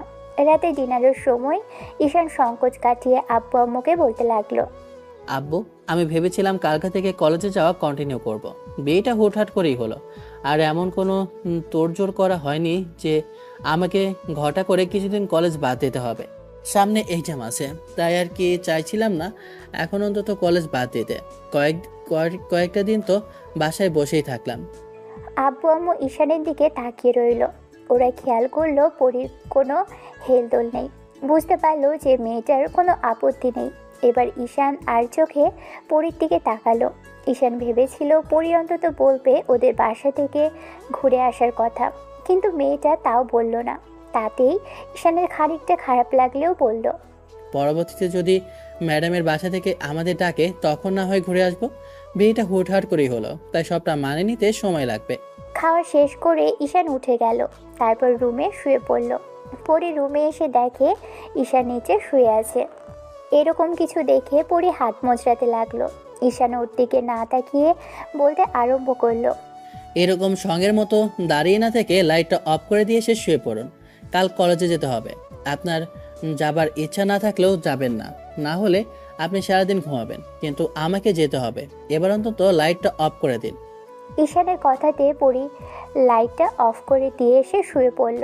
তারপর প্রতিদিনের মতো বিছানায় এপাশ ওপাশ করতে লাগলো, কিন্তু কিছুতেই বলতে পারছে না ছেলেটাকে বেডে গিয়ে ঘুমোতে। কিছুক্ষণ যাবৎ পরী ঈশানের উল্টো দিকে ঘুরে থাকা মুখের দিকে তাকিয়ে রইল। ইচ্ছে করলো ওকে বেডে আসতে বলতে, কিন্তু তারপরেও কেন জানি আসতে বলতে পারলো না। অনেক সংকোচ আর বাধা বিপত্তি কাটিয়ে বলল, ঈশান শুনছো? ঈশানের কোনো হেলদোল নেই। আরও কয়েকবার ডাকার পর যখন রেসপন্স পেল না, তখন বুঝতে পারলো ঈশান ঘুমিয়ে পড়েছে। সকালে যখন পরীর ঘুম ভাঙল, উঠে বসে দেখে বেশ বেলা হয়ে গেছে। তারপর ঈশান যেখানে শোয় সেখানে তাকিয়ে দেখে ছেলেটার রুমে নেই। পরী তাড়াহুড়ো করে ফ্রেশ হয়ে নিচে আসতেই দেখলো আম্মু ডাইনিংয়ে কারোর সাথে একটা কথা বলছে। পরী এসে আম্মুর সামনে মাথায় ঘোমটা দিয়ে দাঁড়াতেই আম্মু মুচকে হেসে বলল, মামুনি, কি হয়েছে? এত বেলা হলো যে ঘুম থেকে উঠতে? তোমার শরীর খারাপ করলো নাকি? পরী মাথা নেড়ে হ্যাঁ সূচক উত্তর দিল। তারপর আম্মু থেকে কিছুটা দূরে একটা জায়গায় বসে বলতে লাগলো, না আম্মু, তেমন কিছু হয়নি। আচ্ছা, আমাকে ডাকুনি কেন? এত বেলা অবধি ঘুমিয়েছিলাম আমি। আম্মু, তোমাদের ছেলে কোথায়? ওকে দেখছি না যে। সে কি, ঈশান যে বললো কাল কলেজে যাবে, সেটা তুমি জানো না? কাল খাবার টেবিলেই তো বললো বিষয়টা। কেন সকালে তোমাকে বলে যায়নি? আম্মুর কথাতে পরীর জানি কেমন লাগলো বিষয়টা। ঈশান ওকে একটা বারও ডাকেনি, আবার বলেও যায়নি। পরী চুপ করে থেকে আবারও মাথা নেড়ে না সূচক উত্তর দিয়ে বলল, না মানে, আসলে আম্মু, তোমার ছেলে আমাকে ডাকেনি। আমি ঘুমাচ্ছিলাম, তাই হয়তো বা ডিস্টার্ব করতে চাইনি। পরী কিছুক্ষণ চুপ করে থাকতেই আম্মু ছেলের বউয়ের হাত ধরে টেনে খাবার টেবিলে বসালো। খাবার বেড়ে দিতেই পরী খেতে আরম্ভ করলো। আম্মু পরীর পাশে বসে ওর দিকে তাকিয়ে রইল। মেয়েটার কেমন যেন অস্বস্তি লাগছিল। তখন আম্মু বলতে লাগলো, এত লজ্জা পেতে হবে না মামুনি, নিজেকে এই বাড়ির মেয়ে ভাবো, সবার সাথে মানিয়ে নেওয়ার চেষ্টা করো। আমি তোমাকে লজ্জায় ফেলতে কিংবা ছোট করতে এইসব বলছি না। এটা তোমারই বাড়ি, এখন থেকে সংসারটা তোমার। একমাত্র ছেলের বউ হিসেবে তোমাকেই সবটা সামলে নিতে হবে। তাছাড়া আমরাই বা কতদিন? তাই তুমি সবটা নিজে থেকেই বুঝে নিতে শুরু করো। আম্মু, তোমাদের কোথাও যাওয়া হচ্ছে না। আমরা সবাই মিলে একসাথে থাকবো। প্লিজ এসব কথা আর বলো না। তোমাদের ছেলে শুনতে পেলে খুব কষ্ট পাবে। আম্মু পরীর মাথায় হাত বুলিয়ে দিল, তারপর আঁচল থেকে চাবির গোছাটা খুলে ওর আঁচলে বেঁধে দিল। পরী অবাক হলো। আম্মু আবারও বলল, আমি সবসময় চাইতাম আমার বাড়িতে এমন একজন বউ আসুক যে আমার সাথে আমার পুরো পরিবারটাকেই গুছিয়ে রাখবে। তুমি আসার পর আমার তেমন কিছুই মনে হয়েছে। ভালো একজন বউ হয়ে ওঠো, আমি সেই আশাটাই রাখি। এখন থেকে আমার পুরো সংসারটাকে আঁচলের তলায় বেঁধে রাখবে। পরী মুচকি হাসলো। খাওয়া শেষ করে সারাটা দিন আম্মুর সাথেই থাকলো। পরী তেমন রান্না করতে পারে না। দুপুরের রান্নাটা কিছুটা আম্মুর থেকে দেখলো। ঈশান দুপুরে বাসায় আসলো না। বাসায় ফিরলো একদম বিকেলে। বাসায় ফিরে যখন কলিং বেল দেবে, কেউ একজন দরজা খুলে দিল। ঈশান তো অবাক হলো, কারণ সামনে ওর বউ থুকু ম্যাডাম দাঁড়িয়ে আছে। এমন কিছু দেখে ঈশান মেয়েটার দিকে তাকিয়ে রইল। ঈশানকে দেখেই পরীর সামনে থেকে সরে দাঁড়ালো। ঈশান যখনই সামনের দিকে যেতে নিবে, তখন আম্মু এসে ওর সামনে দাঁড়ালো আর বলতে লাগলো, তোমার কি কোনো কাণ্ডজ্ঞান নেই? হুট করে এমন একটা পরিস্থিতিতে বিয়ে করলে, তার উপর আবার আজকেই কলেজে গেলে। তাও বারণ করিনি, কিন্তু তাই বলে সারাদিন বাইরে কাটিয়ে আসবে। তোমার আব্বু জানতে পারলে কতটা রাগ করবে বুঝতে পারছো? আজকে তোমার আব্বু বাসায় ফেরুক, তারপর কথাগুলো বলছি। আম্মু প্লিজ এরকম করো না। আসলে বন্ধুদের সাথে আড্ডা দিতে যেতে কখন যে হ্যাঁ, এখনো তো সেই আগের মতো সিঙ্গেল আছো, তাই না? তাই এখনো বন্ধুদের সাথে আড্ডা দিতে গিয়ে সারাদিন বাইরে লাগিয়ে আসবে। বাইরে গিয়ে একেবারে বইয়ের কথা, আমার কথা ভুলে বসে আছো। বাসায় যে একজনকে এনে রেখেছো সেটা ভুলেই গেছো, তাই না? তোমার কাজে আমি অবাক হয়ে যাচ্ছি। আব্বু, তোমার এসব অদ্ভুত কর্মকাণ্ড কবে শেষ হবে আমি সেটাই বুঝতে পারছি না। সরি আম্মু।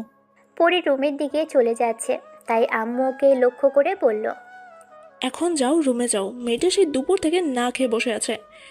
তুমি ওকে না বলে চলে গেছো, তার উপর ওর সাথে একটু কথাও বললে না। গিয়ে দেখো হয়তো রাগ করেছে। ম্যাডাম কিনা ওর জন্য না খেয়ে বসে আছে। কথাগুলো ভাবতেই ঈশানের অবাক লাগছে। মেয়েটা কি পাগল নাকি? ওর মাথা খারাপ হয়ে গেছে। ঈশান রুমে আসলো। ফ্রেশ হয়ে বাইরে আসতে খেয়াল করলো পরী একটা টাওয়াল নিয়ে দাঁড়িয়ে আছে। ঈশান মেয়েটার সামনে গিয়ে টাওয়ালটা নিয়ে বলল, আপনি নাকি দুপুর থেকে না খেয়ে আছেন, নাকি এ বাসায় খাবার খেতেও লজ্জা লাগে আপনার? মেয়েটা অগ্নিদৃষ্টিতে ঈশানের দিকে তাকালো। সাথে সাথে ঈশান চুপসে গেল। মেয়েটার রাগী চোখ ওকে যেন একদম ঘায়েল করে দেয়। ঈশান কথা বলছে না দেখে পরি বলতে লাগলো, তোমার কি কোনো কাণ্ডজ্ঞান নেই? সকালে আমাকে না বলেই চলে গেছো, আর এখন এসে এইসব কথা বলছো? তোমার এরকম কর্মকাণ্ড কিন্তু আমি অবাক হয়ে যাচ্ছি ঈশান। আর তুমি আমাকে সকালে না ডেকেই চলে গেলে, একটাবার বলে গেলে না কেন? আপনি কি বাই এনি চান্স নিজেকে বউ দাবি করতে শুরু করে দিয়েছেন ম্যাডাম? বউ কথাটা শুনে পরি কিছুক্ষণ চুপ করে রইল। পরি কথা বলছে না দেখে ঈশান বলল, ভালো, চেষ্টা করা ভালো। তবে যাই হোক, আমার মনে হয় না আপনি চেষ্টা করেও সবল হতে পারবেন। আপনার যে পরিমাণ রাগ আর জেদি, তাতে ইগোটা আপনাকে আমার কাছে আসতে দেবে না। আর না আপনি আমাকে কখনো ভালোবাসতে পারবেন। পরির রেসপন্স না পেয়ে ঈশান নিচে আসতে গেলে মনে হলো মেয়েটা নাকি দুপুর থেকে কিছুই খায়নি। ওকে নিচে যাওয়ার কথা বলার জন্য আসতেই মেয়েটা ডেবে গিয়ে বসে পড়ল। তখন ঈশান বলল, চলেন নিচে গিয়ে খাবার খেয়ে নেবেন। আমার ক্ষুদে নেই, তুমি খেয়ে নাও। খিদে নেই সেটা বললে তো আর শুনবো না। কেউ আমার জন্য না খেয়ে থাকবে সেটা জানতে পারলে আমার খারাপ লাগবে না? এখন কথা না বাড়িয়ে চলুন। আমি তো বললাম আমি কারোর জন্য না খেয়ে নেই, তুমি গিয়ে খেয়ে আসো। আমার কথা বলতে ভালো লাগছে না, এসে আমাকে জোর করো না। আপনি যাবেন কি না? বললাম তো না। যাবেন না তো? পরি রাগী চোখে ঈশানের দিকে তাকালো। তারপর আর কিছু বলার সুযোগ পেল না। ঈশান এসে পরির হাত ধরে একটা হ্যাচকা টান দিল। সাথে সাথেই পরি ঈশানের দিকে চলে আসলো। ঈশানও সেই সুযোগে মেয়েটাকে কোলে উঠিয়ে নিল। আচমকা কোলে ওঠাতেই পরি ভয়ে দুই হাতে ঈশানের গলা জড়িয়ে ধরল। পরি কিছু বলার আগেই ঈশান বাইরের দিকে পা বাড়াতেই মেয়েটা বলতে লাগলো, ঈশান কি করতেছো তুমি এগুলো? তোমার কি মাথা খারাপ? ছাড়ো আমাকে। আমি তো বললাম আমার খিদে নেই, তুমি জোর করে আমাকে কোথায় নিয়ে যাচ্ছ? এত কথা আমি শুনতে চাই না। এখন নিচে গিয়ে আমার সাথে খাবার খাবেন। আমার জন্য কেউ না খেয়ে আছে সেটা জানার পরে যদি আমি চুপ করে থাকি তাহলে অন্যায় হবে। তাহলে আপনার আব্বুকে দেওয়া কথাটা রাখবো কি করে? তারপর আম্মু রাগ করে আমাকে বাসা থেকে বের করে দিলে আপনার হয়তো তাতে কিছু যায় আসে না, কিন্তু রাস্তায় গিয়ে আমি কোথায় থাকবো বলেন? ও মা গো, এমনিতে এত বড় একটা মেয়েকে কোলে উঠিয়েছে, তার উপর আবার আমাকে মারছে। এমন করলে কিন্তু ছেড়ে দিব, তখন কোমরটা ভাগলে কিন্তু আমাকে দোষ দিতে পারবেন না। এই না। পরি কথাগুলো বলেই ঈশানের গলাটা দুই হাতে আবারও শক্ত করে জড়িয়ে ধরল। ঈশান মেয়েটাকে নিয়ে নিচে এসে একদম ডাইনিং টেবিলে বসিয়ে দিল। আম্মু ওদের জন্য পাস্তা এনে দিল। ঈশান খেতে আরম্ভ করলো। পরি যেন আম্মুর দিকে তাকাতেই পারছে না, লজ্জায় শেষ হয়ে যাচ্ছে। তখন আম্মু বলতে আরম্ভ করলো, এত লজ্জা পেতে হবে না মামুনি। তোমাদের আব্বু আমাকে কতবার কোলে উঠিয়েছে তার হিসাব নেই। বিয়ের পর থেকে তো তোমাদের আব্বু আমাকে কোল থেকে নামাতোই না। ঈশান আমাদের ছেলে, একটু তো রোমান্টিক হবে তাই না? এত লজ্জা পাওয়ার কি আছে? 2 দিন বাদে তো বাচ্চা কাচ্চা হলে তখন আর কোলে ওঠাতে পারবে না। এই সুযোগটা হাতছাড়া করো না মামুনি। আম্মুর এরকম কথা শুনে ঈশানও লজ্জা পড়ে গেল। ঈশান লজ্জা পেলেও কাউকে বুঝতে দিল না।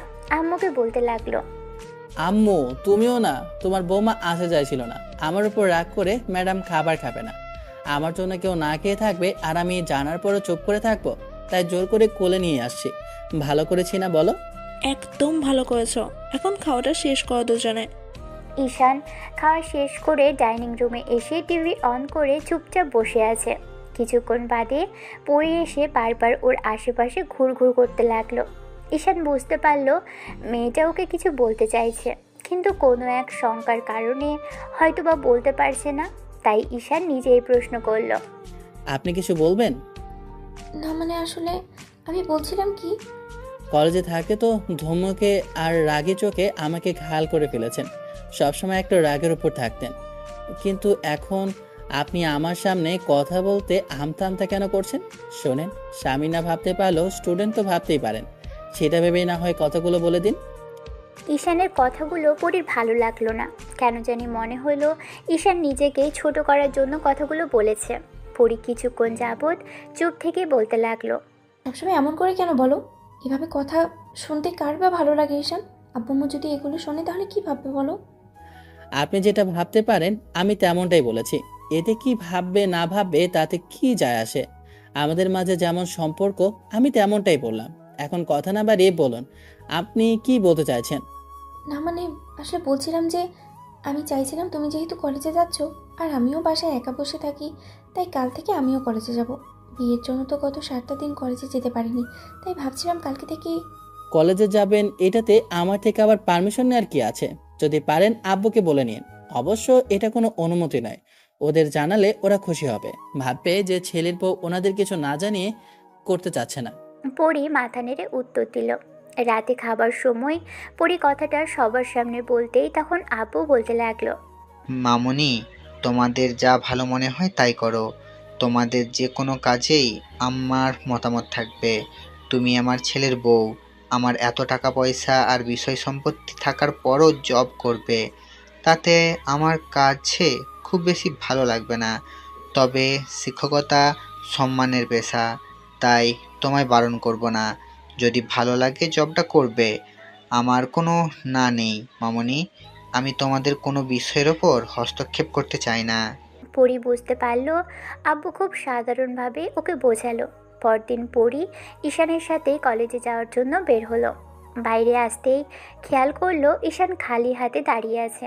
তখন পরি ঈশানকে দেখে বলল, কি হলো, তুমি খালি হাতে দাঁড়িয়ে আছো যে? মানে? ও আচ্ছা, কোলে উঠলাম না বলে বলছেন? আপনার কি আবারও কোলে উঠতে ইচ্ছা করছে? তাহলে বলুন আমায়, আমার কিন্তু ভালোই লেগেছে ম্যাডাম। তবে যাই হোক, তাই বলে কিন্তু আপনাকে কোলে নিয়ে কলেজ অব্দি যেতে পারবো না, তাহলে আমাকে পটল দিতে হবে। সবসময় এইসব উদ্ভট কথা কি তোমার মাথায় আসে? আমি একবারও বলেছি কোলে ওঠানোর কথা? বাইক নিয়ে প্রতিদিন কলেজে যাও, সেটা না করে এমন করে দাঁড়িয়ে আছো, তাই বলছি খালি হাতে কেন? যাও বাইকের চাবিটা নিয়ে আসো। আমি আরো ভাবলাম যে রিক্সায় যাওয়ার কথা, তাই আর বাইকের চাবিটা আনিনি। তার উপর যদি বাইকে বসলে আপনার শরীরে স্পর্শ লেগে যায়, তাতে যদি আপনি রেগে যান, তাই আর কি। বারবার আমাকে কোলে উঠাচ্ছ, আমার কাছে চলে আসছো, আমার হাত ধরছো, তাতে সমস্যা নেই, পাশাপাশি বসলেই সমস্যা। দেখো, এতে আমি কিছুই মনে করছি না। তোমার এতটুকু অধিকার আছে আমাকে স্পর্শ করার, আমি অনুমতি দেইনি তারপরেও আছে। তুমি এখন কথা না বাড়িয়ে বাইকের চাবিটা নিয়ে আসো। ঈশান আর এক মুহূর্ত দেরি করলো না। রুমে এসে বাইকের চাবিটা এনে তারপর বাইকটা এনে পরির সামনে দাঁড়াতে মেয়েটা উঠে ওকে পিছন থেকে জড়িয়ে ধরল। একটা ব্যাপার আশ্চর্য লাগছে, আজকে পরি নিকাব পরেছে আর সুন্দর করে নিজেকে কেমন আবৃত করেছে।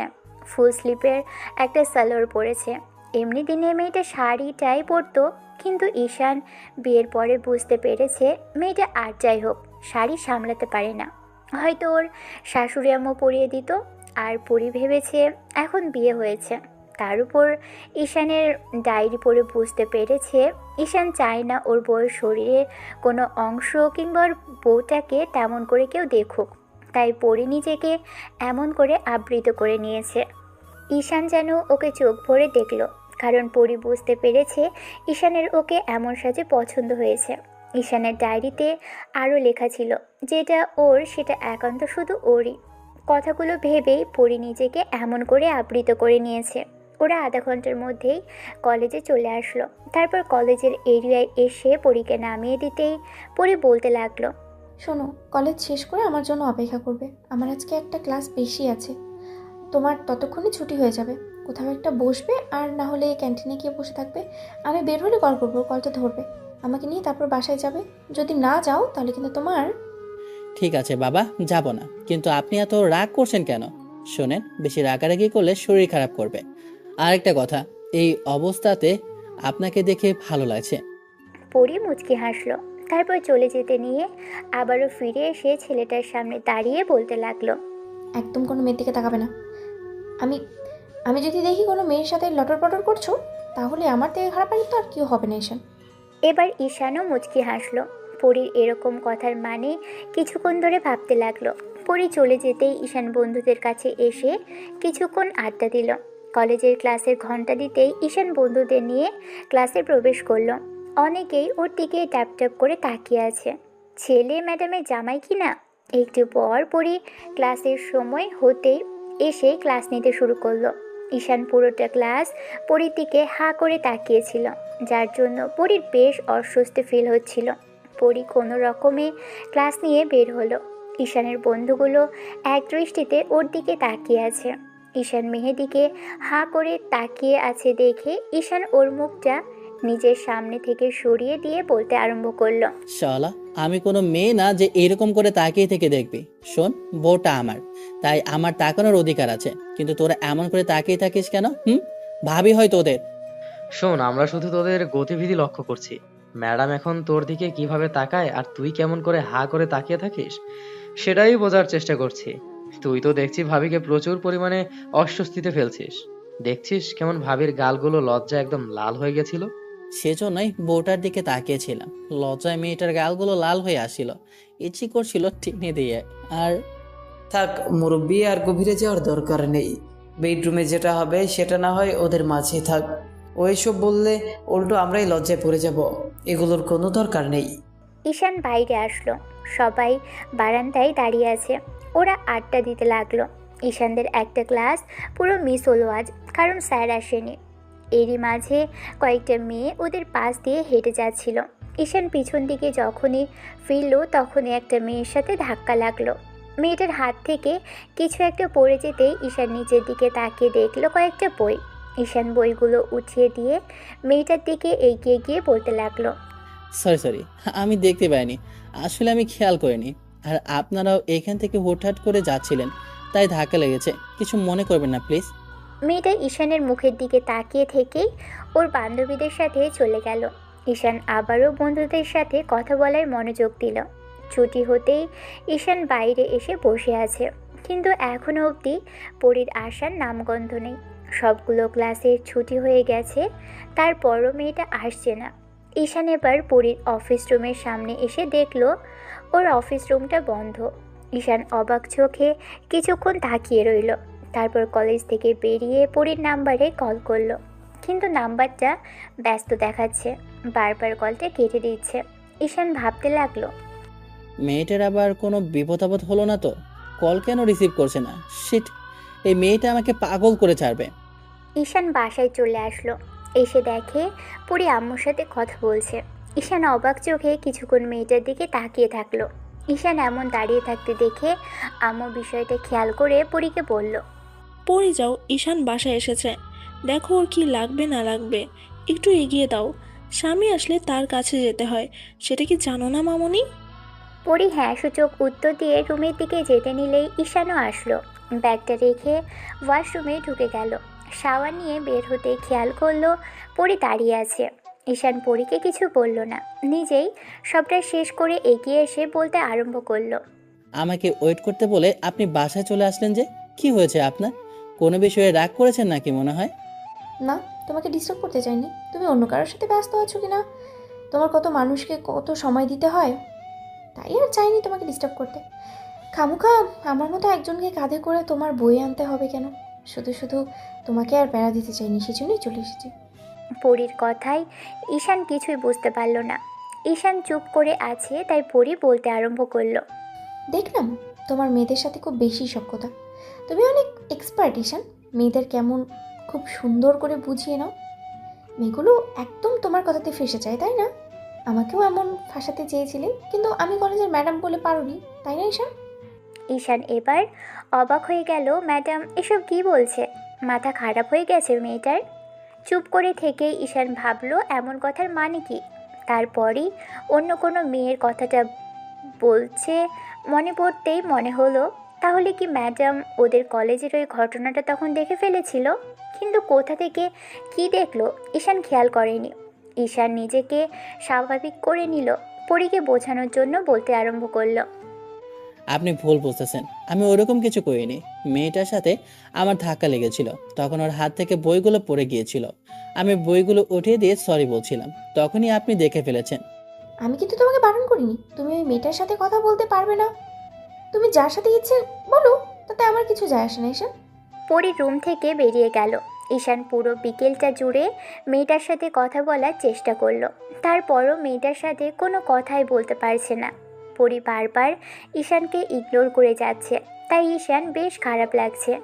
ঈশান এমন একটা মেয়েকে বিয়ে করেছে, না ওকে বোঝার চেষ্টা করছে আর না ওকে ভালোবাসে, আবার এখন কেমন দূরে সরিয়ে দিতে চাইছে। বিষয়টা ভেবেই মনে হয়ে গেল ঈশানের। যাই হোক, এই মেয়েটার সাথে কখনো সম্পর্ক ঠিক হবে কি না ঈশান জানে না। রাতে যখন খাওয়া দাওয়া শেষ করে দুজন রুমে আসলো, তখন ঈশান বলতে আরম্ভ করলো। পরি, তোমার কি সমস্যা বলো তো? আমি তো সেটাই বুঝতে পারছি না। এমন ইগনোর কেন করছো আমাকে? তুমি জানো না আমি তোমাকে ঈশান পরীর নাম ধরে ডেকে ফেলেছে, তার উপর আবার তুমি করেও বলেছে। এবার ঈশানের মনে হতে লাগলো তুমি করে বলেছে, তার উপর আবার নাম ধরেও ডেকেছে। মেয়েটা কি মাইন্ড করলো? সরি, আপনি তো আবার নিজের অনুমতি ছাড়া কিছু বলা পছন্দ করেন না, তার জন্য আই এম এক্সট্রিমলি সরি। তবে যাই হোক, আপনি আমাকে ইগনোর করছেন, ওজন্য এমন করে বললাম। ঠিক আছে ম্যাডাম, আপনি যেহেতু চাইছেন না আমার সাথে কথা বলতে, আমি আর আপনাকে জোর করব না। ঈশান আর কিছু বলল না। পরদিন মেয়েটা একাই কলেজে চলে গেল। ঈশান বুঝতে পারল না কি এমন হয়েছে যার জন্য এমন রাগ দেখাচ্ছে। সামান্য একটা বিষয়ে মেয়েটা ওকে এমন করে ইগনোর করছে। দুজনের সম্পর্কটা স্বাভাবিক নয়। ঈশান স্বাভাবিক করার চেষ্টা করেও পারেনি। ঈশান ভাবলো মেয়েটা যেহেতু এই বিষয়টা সহ্য করতে পারেনি, তাই এটাই বেশি করে করবে। ঈশানও কলেজে গিয়ে একটা মেয়ে ফ্রেন্ডের সাথে কথা বলতে শুরু করলো। সেদিন এই বিষয়টা পুরো সময়টা জুড়ে দাঁড়িয়ে থেকে দেখলো। ঈশানকে এরকম হাসাহাসি করে কথা বলতে দেখে পরীরও রাগ হলো। ওই ঈশানের সামনে একটা স্যারের সাথে বেশ হাসাহাসি করে কথা বলল, যেটা থেকে ঈশান বুঝতে পারলো পরী ওর উপর রিভেঞ্জ নিচ্ছে। তারপরও ঈশানের কোনো হেলদোল নেই। পরী এবার মনে হলো যে ছেলেটা ওকে একটু বোঝার চেষ্টা করে না, যে নিজের বউকে আগলে রাখতে হয়, আর বউ অন্য কারোর সাথে কথা বললে তাকে বোঝাতে হয়, কাছে টেনে নিতে হয়। ঈশান সেটা না করে আরও রাগ দেখাচ্ছে। এমন করে পুরো 7টা দিন কেটে গেল। এই 7টা দিন পরীকে ঈশান বড্ড কাটিয়েছে, কারণ এই 7টা দিনে ঈশান প্রত্যেক দিন নতুন নতুন করে এক একটা মেয়ের সাথে ফ্রেন্ডশিপ করেছে, কথা বলেছে, আর তাদের সাথে পরীর সামনে ঘুরঘুর করেছে, যেটা পরী সামনে থেকে দেখে সহ্য করতে পারেনি। ঈশান প্রথম কয়েকটা দিন ওর সাথে কথা বলার চেষ্টা করলেও পরী ওকে ইগনোর করেছে। এই বিষয়টা পরী মানতে পারছিল না। আর 7ম দিনের মাথায় বিষয়টা দেখে পরী আরও বেশি কষ্ট পেল। পরী ক্লাসগুলো বাদ দিয়ে বাসায় চলে গেল। বাসায় গিয়ে বালিশে মুখ গুজে অনেকক্ষণ কান্নাকাটি করলো। কেন কান্নাকাটি করছে সেটা নিজেও জানে না। পরীকে দেখার জন্য দূর থেকে ঈশান ওর অফিস রুমের সামনে আসলো। অফিস রুমে কেউ নেই। পিয়নকে জিজ্ঞেস করতেই জানালো পরি ম্যাডাম বাসায় চলে গেছে। ঈশানের আর বুঝতে বাকি রইল না মেয়েটার বিষয়টা খারাপ লেগেছে। ঈশান এক মুহূর্ত দেরি করলো না, বাসায় চলে আসলো। রুমে ঢুকে দেখে মেয়েটা বেডে শুয়ে আছে এলোমেলো অবস্থায়। এসির পাওয়ারটা বাড়ানো, তাই পরীর গায়ে একটা চাদর টেনে দিল। মেয়েটা যখন বিকেলে ঘুম ভাঙলো দেখলো ঈশান ল্যাপটপে কিছু একটা করছে। পরী উঠে ফ্রেশ হয়ে বের হলো। মেয়েটাকে এখন বড্ড স্নিগ্ধ লাগছে, কিন্তু কিছু বলছে না, তাই ঈশান জিজ্ঞেস করলো, ম্যাডাম আপনার কি শরীর খারাপ করছে? পরী মাথা নেড়ে না জ্বালালো। উত্তর দিয়েই মেয়েটা বাইরে চলে গেল। সন্ধ্যা হতেই আপু বাসায় আসলো। রাতে সবাই একসাথেই ডিনার করলো। পরী সারাটা খাবার টেবিলে কোনো কথা বলেনি।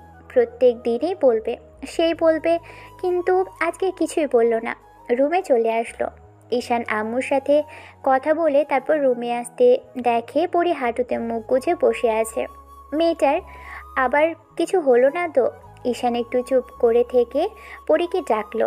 মেয়েটা ওর দিকে তাকাতেই ঈশান ওর গালে কপালে হাত রেখে জিজ্ঞেস করলো, আমি আপনাকে কিছু জিজ্ঞেস করেছিলাম, আপনার শরীর খারাপ করছে কিনা? আগে তুমি করে বলো, তারপরে জবাব দিও। মেয়েটার আবার কি হলো হঠাৎ? তুমি করে কেন বলতে বলছে? খানিকটা অবাক হলেও ঈশান বলল, আজ অব্দি কখনো বলেনি, কিন্তু আজকে বলেছেন। ঠিক আছে, বলছি। তোমার কি শরীর খারাপ করেছে? শরীর না, মন খারাপ করেছে আমার ঈশান। কেন, কি হয়েছে? ঈশান, তুমি কি কিছুই বুঝতে পারো না? এত কিছুর পরও কি তুমি কিছুই বোঝার চেষ্টা করবে না? আমি ছোট মানুষ, আপনার থেকে বয়সে 3 থেকে 4 বছরের জুনিয়র হব। তাহলে কি করে সবটা বুঝতে পারবো? কলেজে যেমন ম্যাডামের মতো সবটা কাজ থেকে বোঝান, এখনো না হয় বুঝিয়ে দিন। নিজেও এরকমভাবে কষ্ট পাচ্ছেন, আর আমাকেও টর্চার করছেন। ঈশানের কথাতে পরি ফুপিয়ে কেঁদে উঠল। ঈশান বুঝতে পারলো না মেয়েটার আজকে আবার কি হলো। ঈশান তাড়াহুড়ো করে এসে পরির সামনে বসলো। মেয়েটার চোখের পানিগুলো মুছে দিয়ে বলতে লাগলো, এই কি হয়েছে তোমার? আমাকে বলো। আব্বু আম্মু কথা মনে পড়ছে? আমি কোনো ভুল করেছি? আম্মু বকাঝকা করেছে? আমাকে বলো। বাসায় যেতে চাও? আমি তোমাকে কালকেই নিয়ে যাব। তারপরে বলো, এরকম কান্নাকাটি করো না প্লিজ। তুমি কিচ্ছু বোঝো না, তুমি কিছু বোঝার চেষ্টাই করো না ঈশান। তুমি আমার একটা কথাও শোনো না ঈশান। আমাকে তুমি একটু বোঝার চেষ্টা করো না। কি করে বুঝবো? আগে কখনো কাউকে ভালোবাসিনি, এমন ইগনোরও সহ্য করিনি, তাই বুঝতে পারিনি। তোমার সাথে কয়েকটা দিন যাবৎ কথা বলার চেষ্টা করেও পারিনি। আমার ভুল হয়েছে কি জন্য তুমি এমন ইগনোর করেছো সেটা একবার বলনি। বারবার খালি আমাকে ইগনোর করে গেছো। এগুলো কোনো পুরুষই মানতে পারবে না।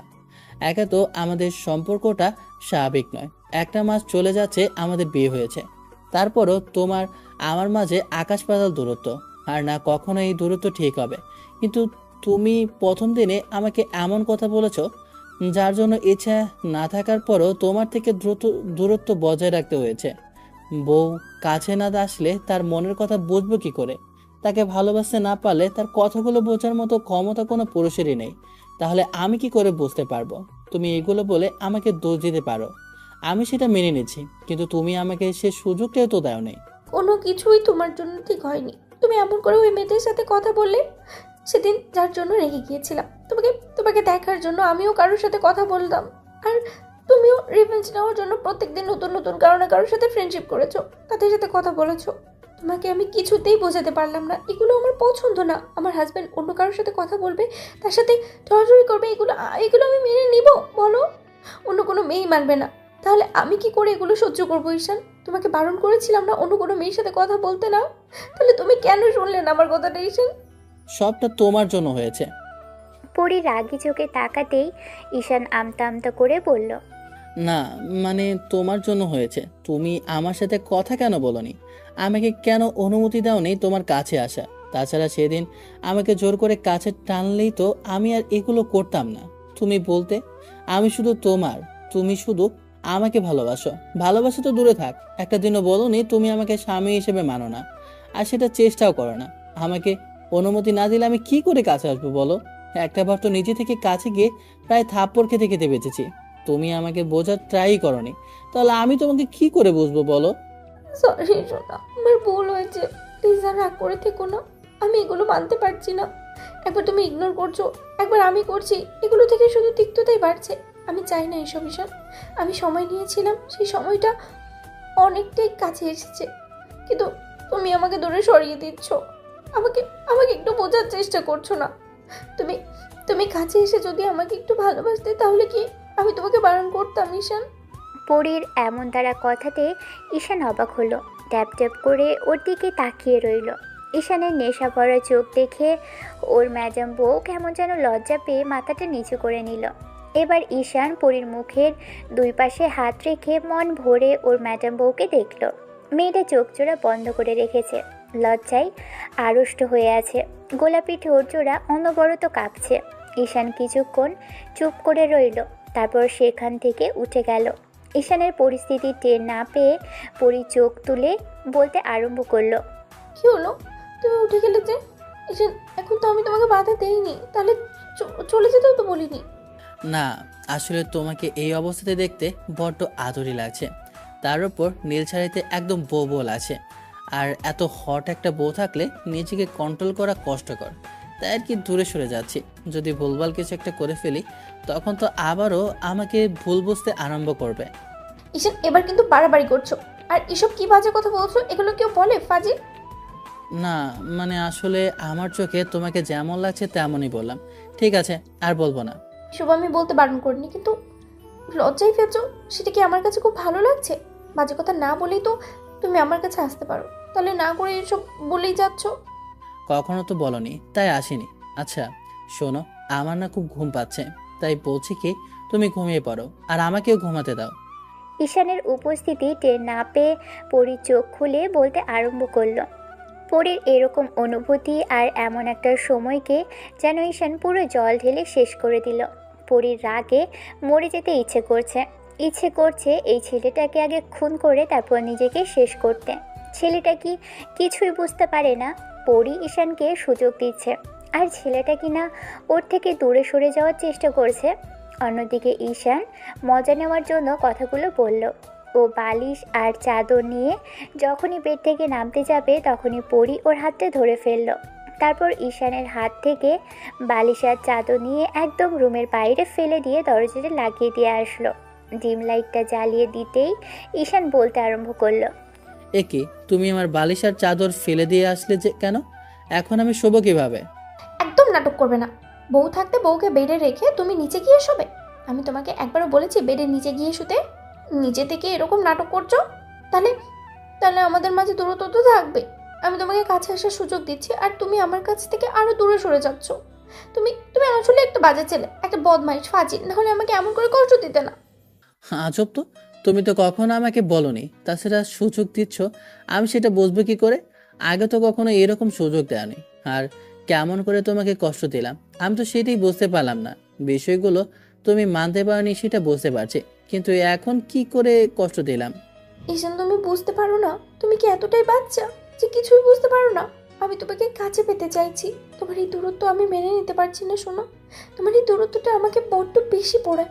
খুব বেশি কাছে চাই তোমাকে ঈশান। তাই? কিন্তু পরে তো আবার মন বদলে যাবে, তখন স্পর্শ করব, তখন আবার দূরে সরিয়ে দেবে না? সেদিনের মতো গায়ে হাত তুলতে নেবে না তো? পরীর মনে পড়ে গেল বিয়ের দ্বিতীয় দিন যখন ঈশানকে দূরে সরিয়ে দিয়েছিল, তখন এরকম কিছুই করেছিল। ঈশান পরীকে এমন হঠাৎ করে স্পর্শ করাতে পরী ভুলে এমনটাই করে ফেলেছিল, তাই নিজের কাছেই পরী লজ্জিত। তখন কি বুঝতে পেরেছিলাম নাকি যে তোমাকে ছাড়া এক মুহূর্ত থাকা আমার পক্ষে সম্ভব হবে না? তোমার থেকে দূরত্ব আমাকে কষ্ট দেবে, আমি তোমাকে ভালোবেসে ফেলবো। যদি বুঝতাম তাহলে আগেই তোমাকে নিজের কাছে টেনে নিতাম, দূরে যেতে দিতাম না ঈশান। তার মানে তুমি বলতে চাইছো তুমি আমাকে ভালোবাসো? অনেক আগে থেকে ঈশান, যখন থেকে তোমার সাথে আমার বিয়ে হয়েছে তখন থেকেই ভালোবাসি, কিন্তু আমাদের মাঝখানে যে দেওয়ালটা ছিল ওইটা তোমার কাছাকাছি আমাকে আসতে দিচ্ছিল না।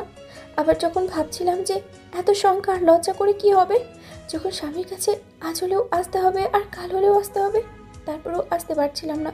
তার উপরে তোমার এই ইগনোর আমাকে মেনে নিতে দিচ্ছিলই না। সব কিছুকে আমি বুঝতে পারছিলাম। তোমার থেকে দূরে থাকা আমার পক্ষে সম্ভব নয়। শোনা, আমার একটা কথা বারবার আম্মু জিজ্ঞেস করেছে, যেটার উত্তরটা আমি দিতে পারছি না। বুঝতে পারলাম যে আমার থেকে দূরে তুমি থাকতে পারবে না, কিন্তু আম্মু আবার তোমাকে কি বললো আর কিছুর জন্য বা তুমি এরকম কথা বলছো? পরি এবার নিজেই ঈশানের কাছাকাছি আসলো। তারপর ঈশানের দুটো হাত নিয়ে নিজের কোমরে রাখলো। ঈশানের হাত জোড়া কাঁপছে। মেয়েটা নিজের হাতগুলো ঈশানের গলার উপর দিয়ে রেখে ঈশানের গালে টুপ করে একটা চুমু খেয়ে নিল। ঈশান চোখ জোড়া বন্ধ করে নিল। অনুভূতির চরম মাত্রায় ওর বুকের ভিতরটা কেমন করতে লাগলো। ঈশান কিছুক্ষণ চোখ জোড়া বন্ধ করে রেখে তারপর পরীর দিকে তাকাতেই দেখলো মেয়েটাকে আজকে বড্ড আবেদনময়ী লাগছে। ইচ্ছে করছে মেয়েটাকে ভালোবাসা আর আদরে ভরিয়ে দিতে। এবার পরি ঈশানের কানের কাছে মুখটা এনে আলতো করে বলল, আম্মু বলেছিল আমাদের পুচকেটা কবে আসবে। ঈশান আমার শীঘ্রই একটা বেবি নিয়ে নেই। পরি কথাটা বলেই লজ্জায় ঈশানের বুকে মুখ লুকিয়ে ফেলল। ঈশান পরীকে বুকের সাথে জড়িয়ে ধরল। এই প্রথম মেয়েটা নিজে থেকে কাছে এসেছে, তাহলে কি করে দূরে সরিয়ে দিবে? নিজের বউকে ছেড়ে দূরে সরে থাকাটা অসম্ভব, এক প্রকার ইম্পসিবল। তার উপর এত ভালো যাকে বাসে তাকে ছেড়ে কি করে দূরে থাকবে? ঈশান মেয়েটাকে বুকের সাথে খুব শক্ত করে জড়িয়ে ধরল। পরি ওর বুকে একটা কিস করে বলতে লাগলো, আমাকে আর একটু শক্ত করে জড়িয়ে ধরো শোনো। আমি এই বুকটা থেকে সরতে চাই না। আমাকে এমন করে সবসময় বুকে জড়িয়ে ধরে রাখবে তো ঈশান? রাখবো, আগে আদর করি, তারপর না হয় বুকে জড়িয়ে ধরে রাখবো ম্যাডাম। কথাটা বলেই ঈশান পরীকে ছাড়িয়ে নিল। মেয়েটার লজ্জায় চোখ জোড়া বন্ধ করে নিয়েছে। ঈশান পরীকে কোলে নিয়ে বেডের কাছে আসলো। যাই হোক, এখন এখানে ঘূর্ণিঝড়, তুফান, টর্নেডো হবে, আর এগুলো ট্যাপ ট্যাপ করে তাকিয়ে থেকে দেখলে আপনাদের চোখে ন্যাপা হবে। এখন এখান থেকে যান। দেখা হচ্ছে অন্য কোনো গল্পে অন্য কোনো দিন। ততদিন পর্যন্ত সুস্থ থাকবেন, ভালো থাকবেন, আমাদের সাথেই থাকবেন। ধন্যবাদ। আল্লাহ হাফেজ।